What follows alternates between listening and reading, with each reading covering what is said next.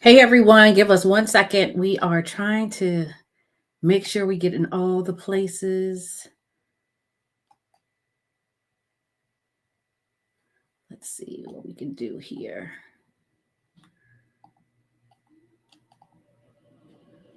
For some reason, this is not going on LinkedIn, but we are live on Facebook and we are live on YouTube. So I will just repost this to LinkedIn when I have a chance. All right. Hi, everyone. Thank you for joining. I am really looking forward to having this conversation with you. I have been kind of behind the scenes thinking and kind of reading the room, understanding what folks are going through. And one of the things that keeps coming up, or at least I'm having conversations with people, is, how do I continue to lead when it seems like there's so much chaos going on? Every single day it's something new, and if it doesn't directly impact the folks that are on your team or within your organization, it may impact someone that they know, someone that they're related to, a friend, someone is impacted. And so what I wanted to do was really come together and put together a presentation that I hope would be helpful to people as they are trying to lead and continue to focus on building psychological safety in the midst of all of this chaos. So that's what we're going to do today. So hopefully, if you are watching, you will be able to learn a few things, or at least take down one or two things that you can share with someone else. So I want to first ask, where you are joining from. I know we have a couple of different platforms, a couple of different places and spaces that folks are coming in from. So as you are tuning in, please feel free to add that to the chat, because I do want to be able to know where folks are tuning in from. And unfortunately, I don't know why this isn't working on LinkedIn, but we will get that fixed. So, for those of you who do not know me, my name is Sasha Thompson. I am the founder of the Equity Equation. I have been doing work in the diversity, equity, and inclusion space throughout my career. But for the last almost 5 years with the Equity Equation, really been focused on creating environments that focus on psychological safety, ensuring that everyone feels that they are valued, seen, heard, and connected in the workplace. And so really taking that and working with organizations, I have had the opportunity to use other platforms to be able to talk about the importance of creating psychological safety within the workplace, regardless of who you are. And so here are just a few of the places that you may have seen my name, heard my voice, or seen me on screen.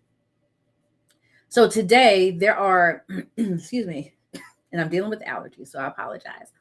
There are a few things that I want to cover today. So, high level, for those of you who may not be familiar with psychological safety, a high level overview of what psychological safety is.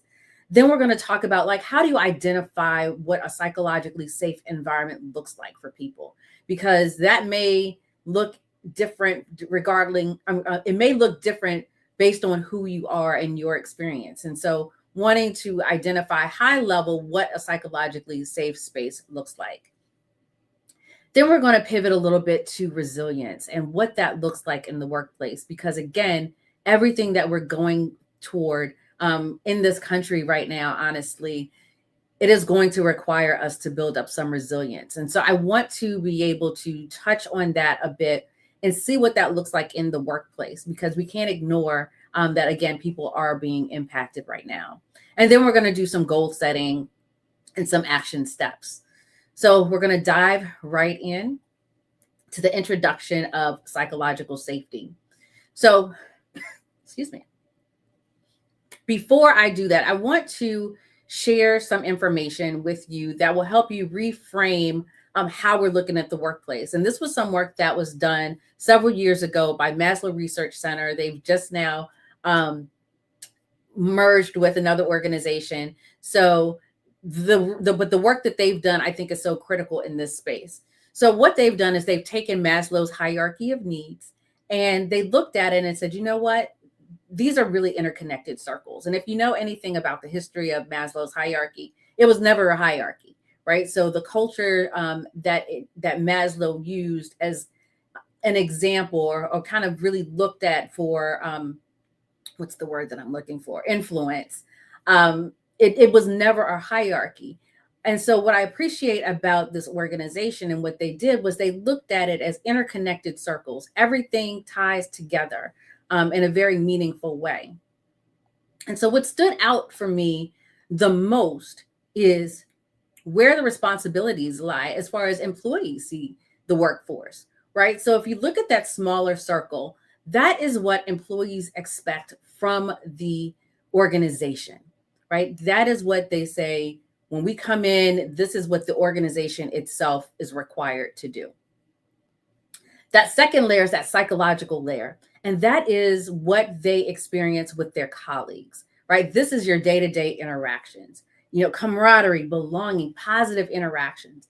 That is the expectation of that type of interaction with the employee. And then that third layer is what employees expect from their leaders. And so you'll notice that there's a lot of stuff that's in there from their leaders. And one of the things that I think is most important is cohesiveness, inclusive decision making, and making sure that they're utilizing themselves as a coach and mentor, and not just dictating what everything that needs to happen, right? So it's a shifted role that I think traditional leadership work has done in the past. And so this totally takes a look at how are we creating these environments that are psychologically safe, understanding that organizations have a role, teams have a role, and leaders have a role. And so we're going to talk about what that looks like. So as I've shared, since I started the equity equation several years ago, I've really been focused on psychological safety. And over time, I've looked at the work of Dr. Amy Edmonds and Dr. Timothy Clark and some others, and understand that this is truly something that is specific to the environment that you are a part of. So I was going to say workplace, but it goes beyond the workplace. These are environments. This could be any organization, your community organization, your church, your sorority, whatever it is. Psychological safety is that ability to create an equitable space, though it has workplace on here, for everyone to feel secure to speak up, to be able to challenge the status quo, to be able to push back without fear of harm or retribution, right? So everyone's voice is accounted for, even if it's a dissenting voice. And so we'll talk about that a little bit later. So again, over time, as I've been doing more and more work with organizations, I found that there are several key pillars, core elements to psychological safety. So the first is trust and respect. If trust is gone, if respect is gone, there is no psychological safety, point blank, period, right? That to me is one of the most critical pieces of creating an environment that is psychologically safe.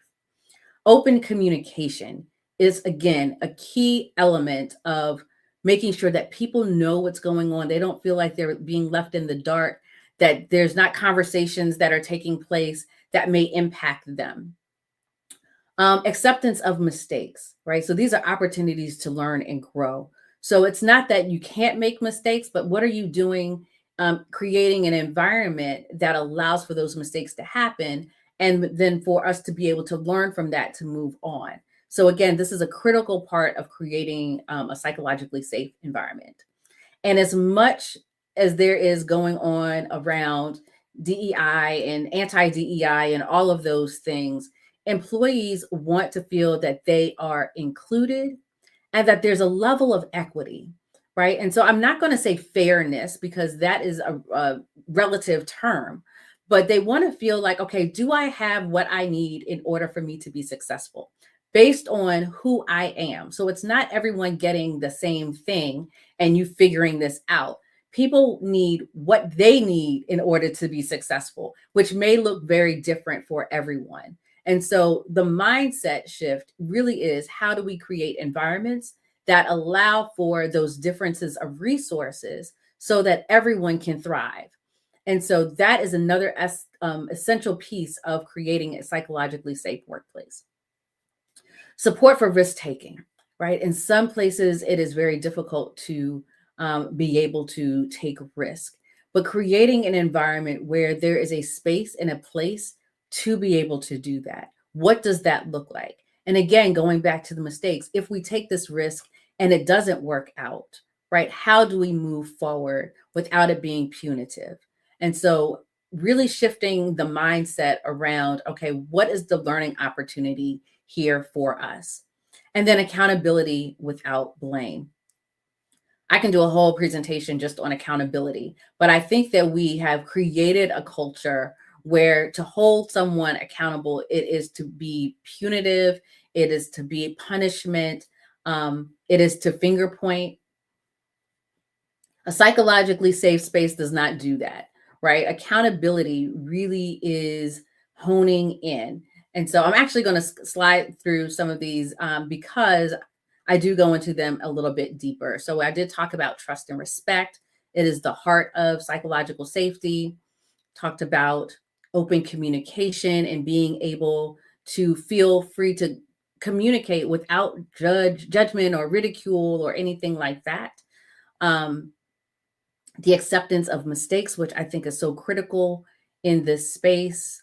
Again, the inclusion and equity aspect of this, because again, regardless of what is going on in the world, equity and inclusion will continue to move forward. Diversity is just the natural part of our differences and who we are. Right. Support for risk taking, and again, being able to encourage each other to take risk, step outside the box, right? Do something that is against the status quo. The other thing that I did not say with this one is this is where innovation happens, right? When you take a step outside of what the norm is, when you can be creative, this is where we really get the best of the best and we start to move the organization in a different direction. And so this is one that I think so many people want to do, but they're not necessarily in an environment that supports it. So how do you create these environments where people can be creative and be able to step outside of the box? And then, of course, the accountability without blame I spoke about earlier. So, what are some of the behaviors that like enhance psychological safety, right? So again, open communication, trust within those team members. Like I said, in all the work that I've done with psychological safety, trust is the most important piece of this. And once trust is lost or trust is broken, it is very difficult to come back together. And so having to do the work to rebuild trust, one of the ways that I express this to some of my clients and some of the people that I work with is, do your actions and your words align? And is it consistent? Right? Because if your actions and words aren't in alignment and people are hearing one thing and seeing another, they're not going to necessarily trust what you say or what you do. And is it consistent? Are you constantly showing that your actions and your words are in alignment? Because once that consistency is there and it's done over time, people can then say, you know what? Yeah, I believe he is going to do what he says he's going to do. I've seen it. Right. And so you want to be able to build that trust. And if there, again, is a break in that trust, understanding how to repair that.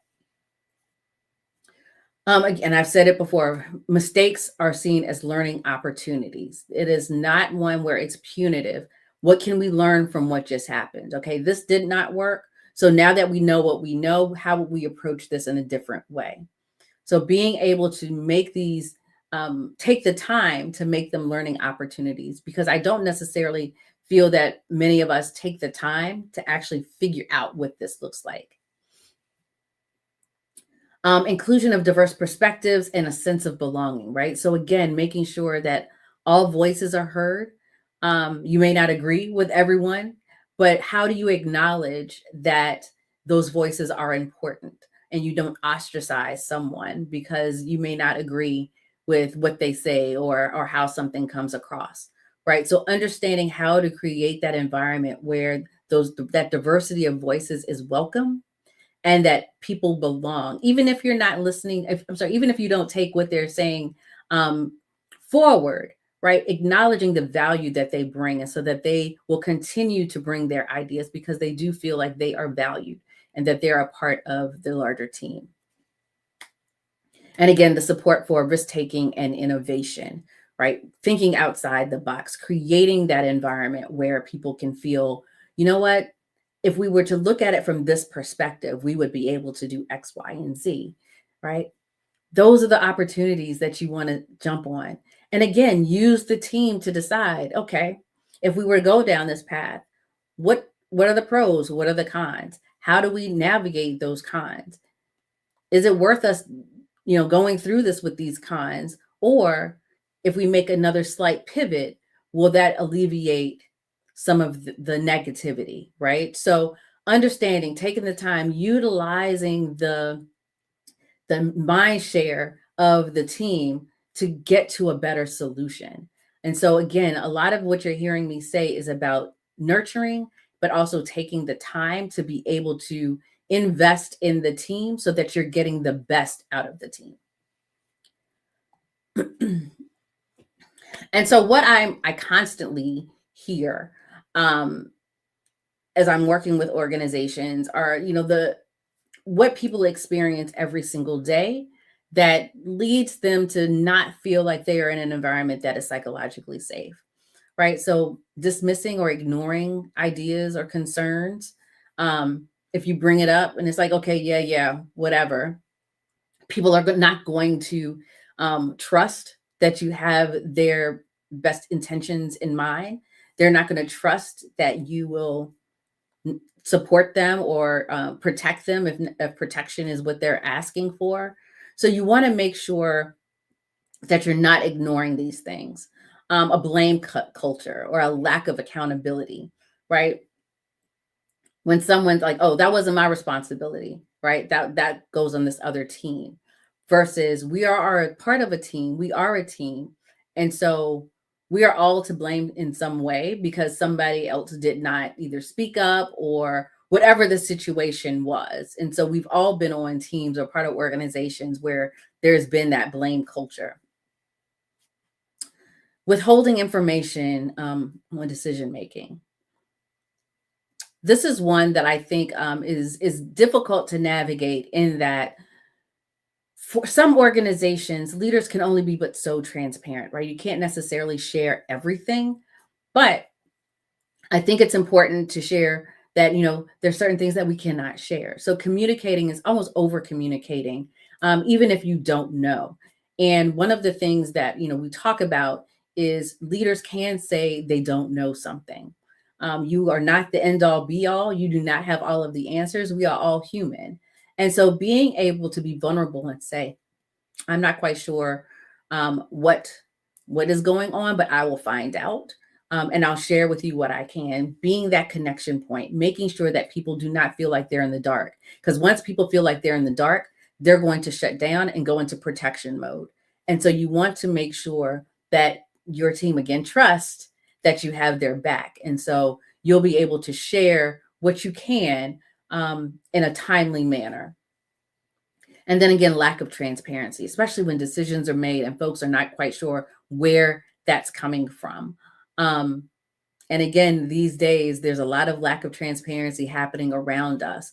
And so being able to navigate that, excuse me, is very difficult for leaders, but then also the folks that are going through that. So again, if any of these sound very familiar or if you have experienced them, they might be signs that you're in an environment that is just not psychologically safe for you.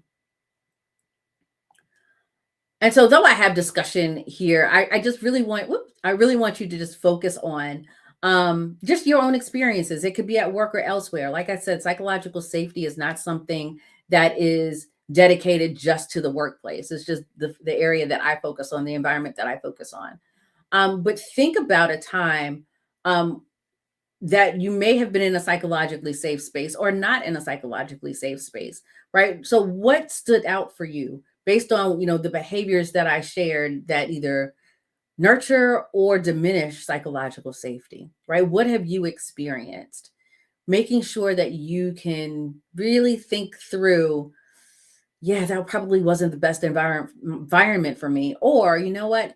I'm in an environment right now that is actually pretty psychologically safe, right? And so understanding what that looks like, because we've all experienced one form or another of either being psychologically safe or not.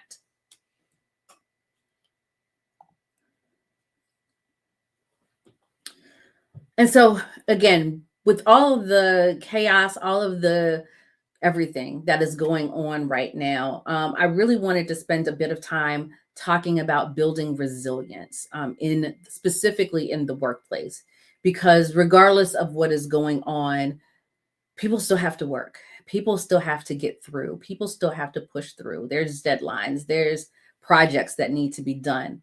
And so the anxiety of everything else going on around just adds to the pressure of getting that work done. And so I want to talk a little bit about resilience. And so, how I have looked at resilience, and I think that it's important to share, is we often look at is that ability to bounce back, to be able to get up from whatever has happened. But the second piece of this definition, I think, is what's most important, or at least in my experience, what has helped me get through. And that is using that, whatever that situation was, not to just come back, but as a, again, learning opportunity, right? How can I grow from that? What did I learn from that experience so that I can be more confident in moving forward? And so, and I'll just briefly share, there have been situations where I've had what I call valley moments, where down and out and not necessarily in the best mental space because I was in environments that were not psychologically safe. And so now getting through that, part of my journey in building resilience was understanding, one, what do I need in order to feel psychologically safe? What do I personally need? And two, how can I identify situations that may not be psychologically safe before I get into it so that I can figure out how to address or say, this is not going to work for me. Right. So part of this resilience is, how do I not repeat these patterns that I've seen so that I can continue to build myself up and grow so that I am in a much better place and I'm not dealing with um, that, whatever it was, that environment that pulled me through in a very negative way. And so that is just one way of how I've been able to look at resilience. And so I want to share four strategies that I think are important for people to think about as you're building your own personal resilience. And something that, as I've been working with folks, I think have been helpful. So, creating a mindfulness and self awareness process, or being aware of who you are. And like I said in my example, I needed to understand like what it was that I needed for psychological safety. And so that took some self awareness on my part. But it also made me realize, you know what, there's certain times where I just need to shut down my day and just be in with myself, right? Spending those moments alone, I think, is extremely helpful. And so going through a process to help you figure out what it is that you need in order for you to start to rebuild your wholeness. The next piece of this is cultivating a growth mindset. And in chaos, in confusion, it is very difficult to do that oftentimes. And so being able to really look at these situations as, okay, what am I learning from this? What am I learning about myself? What am I learning about environments or situations? For some right now, people are saying, you know what? Maybe I do need to start this side business, this side hustle that I've been just contemplating, playing around with in my head, because I need another stream of income coming in. right? How can you feed into that? One of the things that I did in my environment was I started going to training to become a coach because I knew I needed to prepare for my next.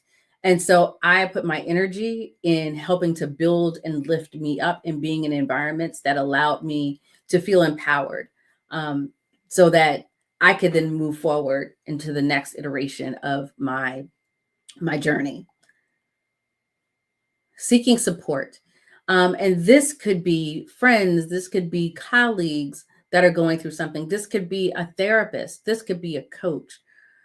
Whatever it is, you are not in this alone. And so finding your community, finding someone else or a group of others that can help and support you through this time. Again, one of the things that I've been able to do was I had a coach when I was going through my valley moment, and utilizing that coach to help me think future forward and prepare myself for the future. And so now that's some of the stuff that I do with some of my clients. Um, I also host a group, a peer group, of mid-career DEI practitioners that are going through all the ups and downs of what's happening right now and creating a sense of community there. So look out for ways that you can really start to build that community. Maintaining balance, right? Um, for many people, I've heard, there is no such thing as work-life balance because it's not going to be 50-50. It's not going to be 50-50 all the time. And so when you have the opportunity to lean into that life piece, do the things that fill your cup, right? Understand or even discover some of those things that fill your cup, because you may not. And it's very difficult when you're in the midst of everything that's going on to not stay in the midst. And so being able to create those opportunities for you to find space, for you to be able to be filled by either others in community, something that you love, be it photography, be it dance, whatever it is, reading, whatever it is that you need to fill your cup. These are the times that you really need to lean into the whatever that is.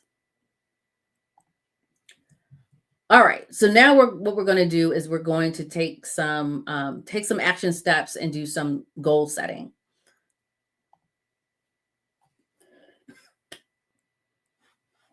And so everybody should know, or if you have not seen SMART goals, you want them to be specific. You want them to be measurable. You want them to be achievable.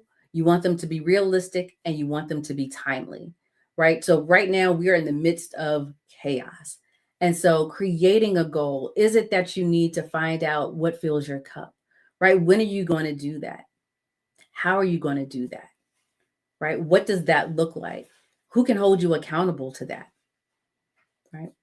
So for me, I make sure that Tuesdays and Thursdays, I do a fitness class. And what I appreciate about that class is that when there are times that I just want to just lay on that mat, that is a community that is like, nope, you got this. Let's go, let's go, let's go. So finding those things and creating SMART goals around what do I need in order to be resilient during this time? And I also want, if you are a leader of a team, how can you encourage those that are on your team to build their resilience, right? What is it that they need in order to move through the chaos, right? So if it's, you know what, I need 15 minutes to just walk away and take a break, right? Give them the space and grace to do that. If it's, I know we're back in the office, I just need to take a mental health day. Be flexible in how you can do that. And so, really helping your team think through what it is they need in order to be successful, each individual, because not everyone is going to need the same thing. And again, keeping that work life balance in mind, how can you make sure that the work is not taking over their lives, right? How do we readjust some things, so that timelines may be shifted, or if not, that there are other ways that the team can support the effort, right? So again, this is where when we talked about psychological safety and thinking outside the box and really coming up with, okay, we know that we're going through some stuff right now. How can we best support each other so that we meet these deadlines and we're not falling apart, right? So as a team leader, as someone that leads a team, this is where you can start to create some smart goals around what is happening. And as I said before, it is not the leader's job to know everything about everything. Um, but what you can do is create the space where others can thrive. You can create the environment where people can really show up and give themselves to the work. But in order for them to do that, it has to be one that is psychologically safe. And so I just want to quickly share, I haven't talked a lot about the work that we do, but at the equity equation, we really look at how we can best help organizations look at all aspects of what is taking place right now. And so we have a psychological safety and an inclusion assessment, right? How do you measure, right? We're all about data. So how do you measure what's going on with your employees? Is it a lack of trust? Is it a communication issue? Do people not feel valued? Be able to truly understand and be prescriptive in how you deal with, okay, how do we create this environment of psychological safety now that we know where we're having some issues and there are some gaps? Um, the training for leaders. So we have a series of training that leaders can take to help them build those skills and acumen. And sometimes it is just really shifting the mindset of what it means to be a leader and how to show up, as I showed in that Maslow interconnected circles.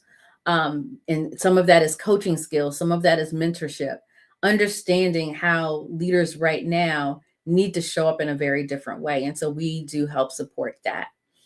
The other piece of this is teams. We are realizing the onus is not just on the leader. And so again, in that interconnected circle, that camaraderie, those positive interactions, all of that is part of the team.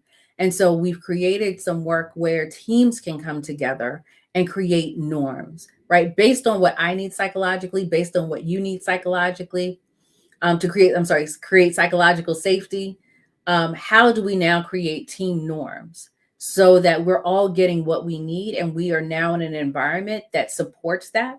And we also know how to hold each other accountable when something falls short. And so spending that time with the team to really create and nurture what it is that we need in order for us to be successful. And then our focus on HR and culture teams, right? We know that we're not going to be there every single day. And so, how do we support those that are? How do we provide you with the tools and resources and everything that you need in order to be able to support the leaders and the teams and the individual contributors that are a part of the organization? And so, really making sure that we are looking at psychological safety, not just from the leadership perspective, but from across the organization in ways that are meaningful and based on what people experience every single day. And so, as I pointed out, the culture shift, what I just spoke to, speaks to every single piece of the interconnected circles. We want to make sure that we are supporting organizations at all levels. And so, quickly just ran through all of that, but hopefully you were able to get a better sense of what psychological safety is, what are some of those core elements of psychological safety that people experience every single day, and when those things are challenged, what that looks like. What is a psychologically safe environment versus one that may not be so safe, and some of the behaviors that are a part of either one of those, and how you can start to easily identify what some of those challenges could be so that you can start to shift behavior. And then building resilience, right? That resilience piece is one that is very much for an individual, but as team leaders, needing to understand how you can help shape that for the individuals on your team and create an environment that allows for that resilience to be a part of how you all operate. And then the goal setting and taking action, right? All of this information is hopefully helpful. But it means nothing unless you take the steps to move forward to start creating this environment for your team. And it's not impossible. It absolutely is not impossible. And so, anyone that has worked with me knows that I always do a call to action. And I want you to identify one strategy that you want to focus on for the next 60 days, right? So, if that is figuring out, okay, how do I balance work life, or, what is it that brings me joy? Focus on that for the next 60 days. Really hone in on, is this what I need for psychological safety, or is this one that I need? Understanding more about you and what you need in these environments. And then create a SMART goal to support those efforts. Again, if you are a leader, right, looking at, okay, how do I help my team understand what it is that they need and how I can best support them, and creating SMART goals around that, right? So that now you make this actionable, and just figuring out who's going to hold you accountable to that. So maybe it's the folks on your team, maybe it's a peer that you are working very closely with, but understand that this is happening at several different levels. And then for, those who may want a little bit more information, may want a deeper dive, I do have a couple of guides, free guides, around psychological safety that includes some scripts and all of that. Schedule a discovery call, right? Use the QR code, go to our website to really find out how we can best support you during this time. And so I want to also let you know that this is something that we are going to continue to do. Please, if you go to the website, sign up for our newsletter. We will be putting out more and more information on how we can support you and your organization through creating psychological safety. We are looking at ways to be able to do this with leaders, with teams, like I said, across the board. But we know that over the next several weeks, months, years, that this work is going to be critical. And so we want to make sure that we can do the best that we can in order to support you. All right. So hopefully you were able to walk away with a few nuggets. I appreciate if you were able to show up. Like I said, not quite sure what happened on LinkedIn, but I will repost this on LinkedIn so that you all will have access. And until next time, have a good one.